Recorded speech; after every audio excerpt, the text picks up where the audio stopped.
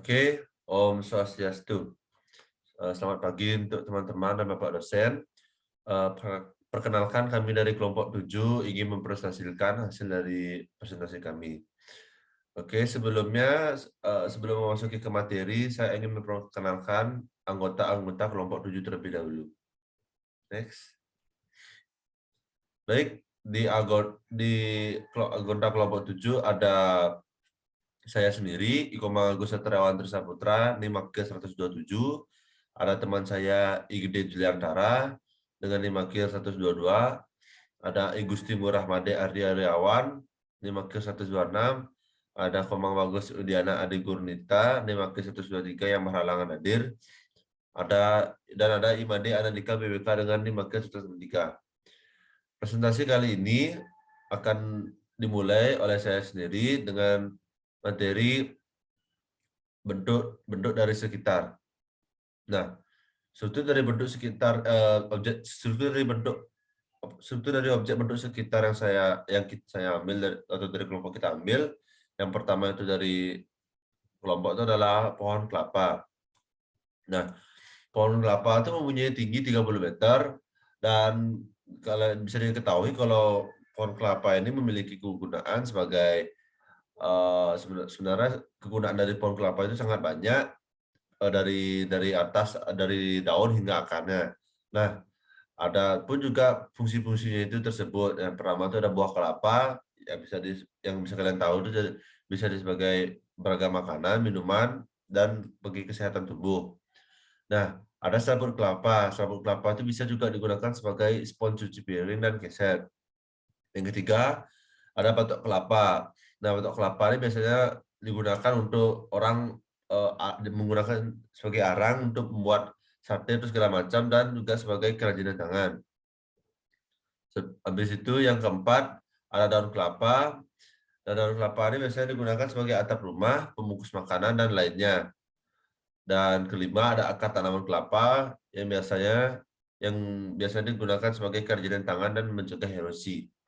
Nah, saya akan menjelaskan tentang struktur-struktur dari pohon kelapa.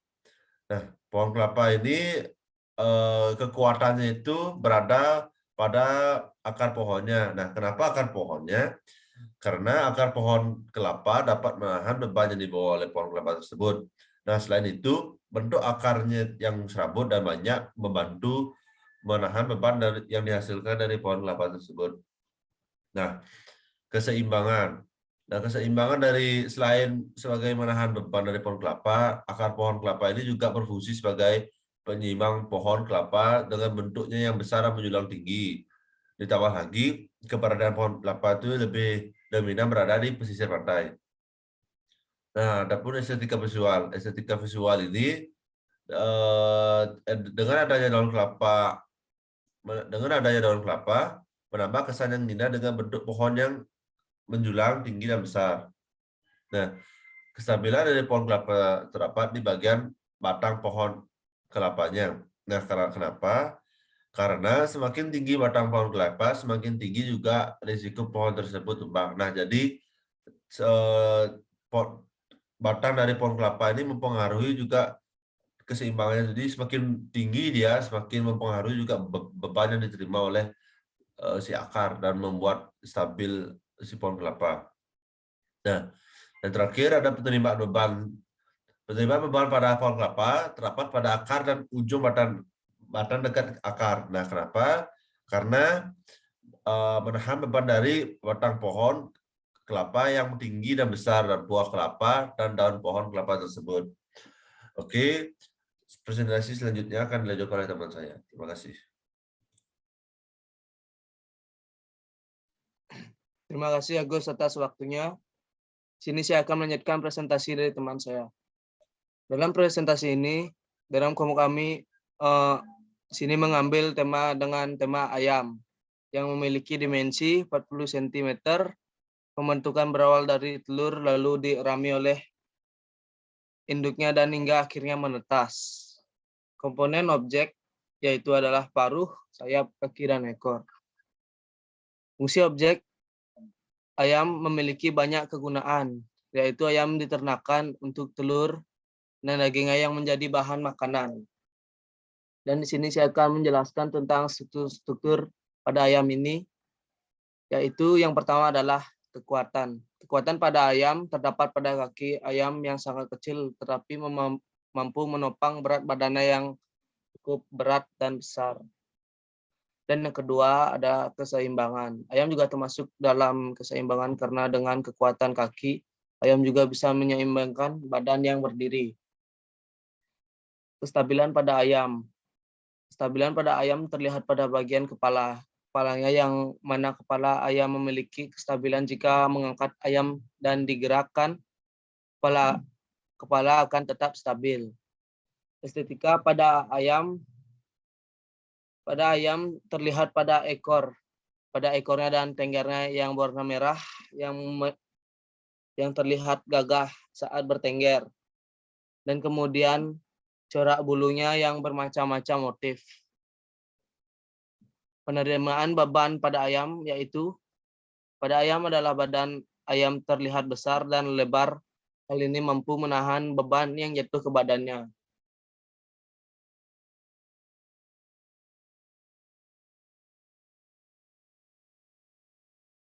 Dan di sini kelompok kami juga mengambil tema sebuah kucing yang memiliki keseimbangan juga, yang memiliki dimensi 23 sampai 25 cm. Fungsi kucing sebagai binatang peliharaan dan sebagai hewan penangkap tikus. Ini saya akan menjelaskan struktur-struktur pada kucing ini. Yang pertama ada kekuatan. Kekuatan pada kucing berada pada kakinya karena kaki kucing menopang hampir seluruh badan si kucing.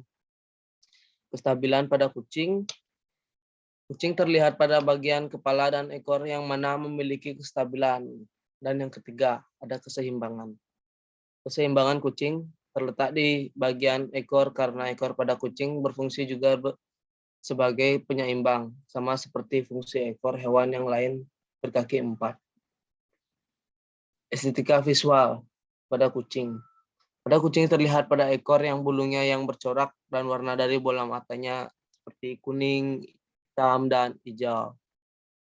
Yang terakhir ada penerimaan beban, yaitu pada kucing adalah badan terlihat besar dan panjang. Hal ini mampu menahan beban yang jatuh ke badannya. Baik, selanjutnya akan dilanjutkan oleh teman saya.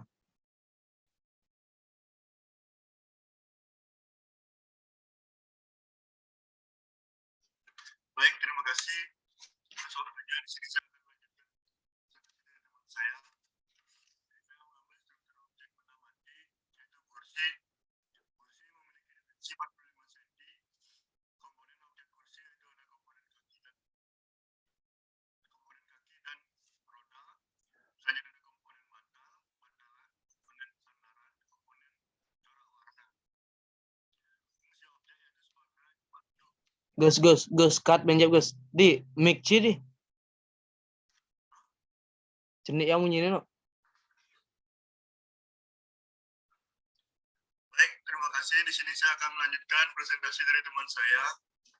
Di sini saya mengambil struktur objek benda mati yaitu kursi.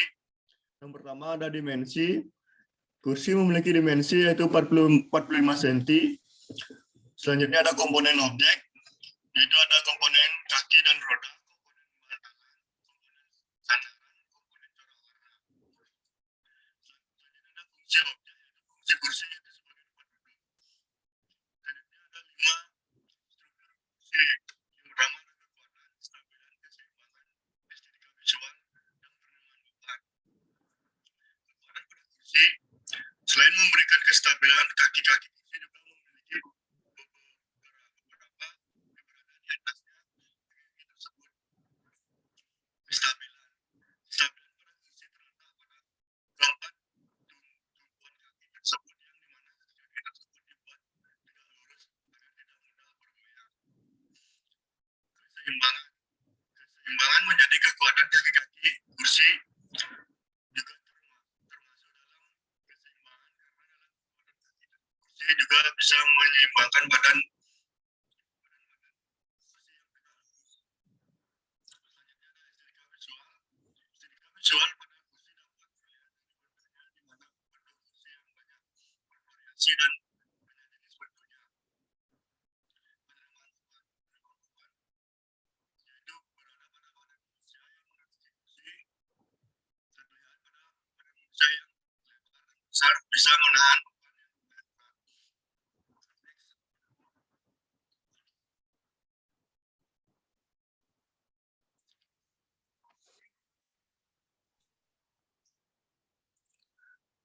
Baik, terima kasih atas teman saya. Saya akan melanjutkan presentasi, yaitu saya di sini mengamati struktur objek benda mati, yaitu pada kursi. Kursi ini memiliki dimensi yaitu 45, komponen objek, komponen kaki dan roda, komponen bantalan, komponen sandaran, komponen corak warna. Fungsi objek sebagai tempat duduk. Di sini ada 5 struktur ya. Yang pertama itu ada kestabilan, keseimbangan, estetika visual, penerimaan beban, dan kekuatan. Yang pertama itu ada kekuatan. Selain memberikan kestabilan, kaki-kaki kursi juga memiliki fungsi sebagai penahan beban yang berada di atas kaki-kaki tersebut. Selanjutnya ada kestabilan. Kestabilan pada kursi terletak pada keempat tumpuan kaki tersebut, yang dimana kaki-kaki tersebut dibuat tegak lurus agar tidak mudah bergoyang. Keseimbangan. Selain menjadi kekuatan, kaki-kaki kursi juga termasuk dalam keseimbangan, karena dalam kekuatan kaki kursi juga bisa menyeimbangkan badan kursi yang tegak lurus. Estetika visual. Estetika visual pada kursi dapat terlihat dari bentuknya, di mana bentuk kursi yang banyak bervariasi dan banyak jenis bentuknya. Selanjutnya ada penerimaan beban. Penerimaan beban yaitu berada pada badan manusia yang menduduki kursi tersebut, terlihat pada badan manusia yang lebar dan besar bisa menahan beban yang lumayan berat. Next.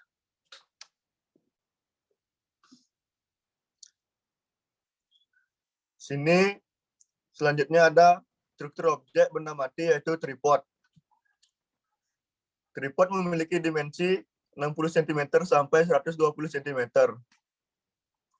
Komponen objek yang pertama ada side shot control knob, yang kedua head control, yang ketiga ball head 360 derajat control knob, yang keempat ada axis hanger control, yang keempat ada anti slip form, yang kelima ada leg visit knob. Selanjutnya ada fungsi benda. Dapat mengurangi pada kelelahan akibat menopang beban kamera. Selanjutnya ada tripod dapat digunakan untuk melakukan pemotretan shutter speed rendah dan pemotretan long expose. Selanjutnya dapat membantu pemotretan untuk mencapai angle yang sulit dalam pemotretan landscape. Selanjutnya dapat membantu pemotretan dalam menghasilkan foto HDR. Selanjutnya dapat digunakan untuk pemotretan fotografi makro. Sini memiliki 5 struktur. Yang pertama ada kekuatan. Selain memberikan kestabilan pada tripod, kaki tripod juga memiliki fungsi sebagai penahan beban yang berada di atasnya. Dari kata ini dapat kita simpulkan bahwa pada kaki tripod juga memiliki unsur kekuatan. Selanjutnya itu ada kestabilan. Kestabilan pada tripod terletak pada ketiga kakinya tersebut, yang dimana ketiga kaki tripod dibuat sedikit miring agar tripod tidak goyang dan mampu menopang berat benda yang terdapat di atas seperti HP. Selanjutnya ada keseimbangan. Unsur keseimbangan pada tripod juga dipengaruhi oleh kaki tripod, di mana pada bagian kaki tripod biasanya terdapat penjepit yang dapat diaplikasikan untuk memperpanjang ataupun memperpendek kaki tersebut, sehingga ketika menemukan medan yang tidak datar, tripod masih bisa berdiri dengan seimbang. Selanjutnya ada estetika visual. Estetika visual pada tripod sendiri dapat terlihat dari bentuknya, di mana bentuk tripod yang melebar di bagian bawah dan mengecil di bagian atas, memberikan kesan bentuk pada tripod seperti bentuk 5 segitiga. Yang terakhir ada penerimaan beban. Penerimaan beban pada tripod sendiri terdapat pada bagian kepala tripod, di mana kepala tripod sendiri merupakan bagian yang akan difungsikan sebagai media atau tempat untuk meletakkan handphone atau kamera yang akan dipasang pada tripod tersebut. Next. Terima kasih atas presentasinya, akan dilanjutkan oleh teman saya.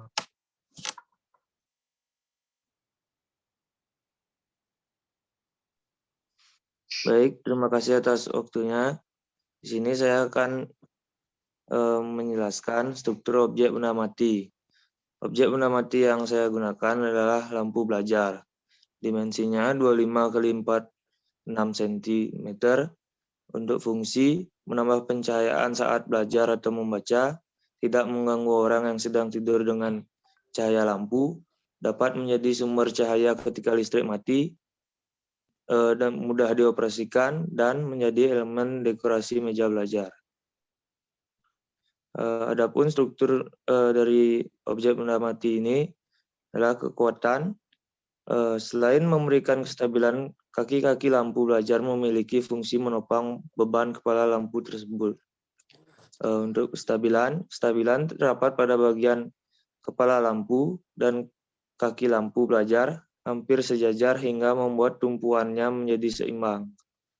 Untuk keseimbangan, pada lampu belajar terdapat pada badan dari lampu belajar yang dapat dibengkokkan sehingga membuat keseimbangan. Untuk estetika visualnya, lampu belajar terlihat saat lampu belajar menyerupai manusia yang sedang melihat ke suatu objek sehingga menambah estetika di ruang belajar. Untuk penerimaan beban pada lampu belajar terdapat pada kepala lampu karena terus-menerus disesuaikan dengan kebutuhan cahaya saat belajar sehingga kepala lampu belajar menjadi titik beban dari lampu belajar tersebut. Sekian presentasi dari saya kembalikan ke Agus Satriawan. Terima kasih. Baik, sekian presentasi dari kami. Mohon maaf jika ada salah-salah kata dan tidak ada kata-kata yang tidak berkenan di hati. Kami tutup dengan perma sendi Om, sendi Om. Selamat pagi. Santi, Om.